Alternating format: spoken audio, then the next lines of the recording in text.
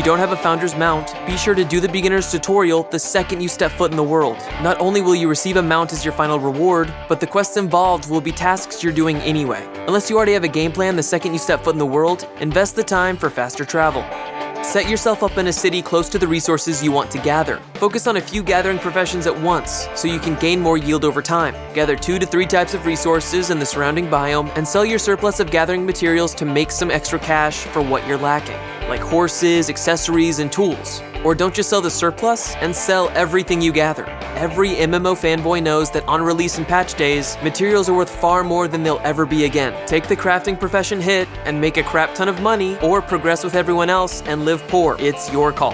Buy and upgrade your island to level 2 ASAP. Sell your gold to get enough silver if you don't have enough. The exchange rate for gold and silver will be 1-to-1 for a second, but you're going to make that money back and then some later on after your farm gets up and running. You'll be able to grow crops highly sought after in the early game, so sell your crops. Carrots and other veggies will be a hot commodity. It'll take a while before the food market is saturated enough to sustain itself, so a few vegetables will drop from faction enemies in camps and dungeons to help even things out. But until the market settles, you can sell those carrots that are dropping from mobs and growing on your level 2 island for a bunch of silver. Don't sit on them, sell them. You'll thank us later.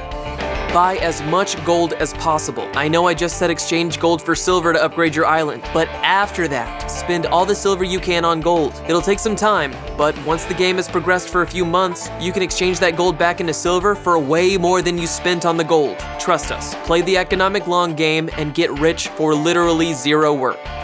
Sell all your goodies in Caerleon. This is the main trading hub in Albion, and things as easy to obtain as Tier 2 will sell at a very high price. The big guilds are going to be so busy staking their claims in the Outlands, they'll need to spend silver on basic necessities like low-tier gathering materials and food to feed their war machines. And some are willing to pay a lot for a little. Take advantage while you can, but be warned. Caerleon is surrounded by red zones on every side, meaning you're prime picking for players looking for an easy score.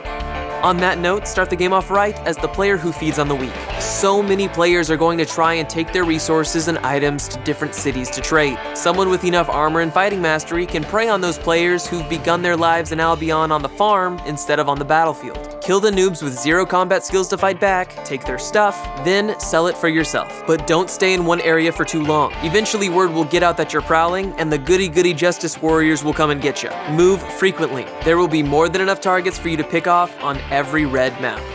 Run dungeons with a party.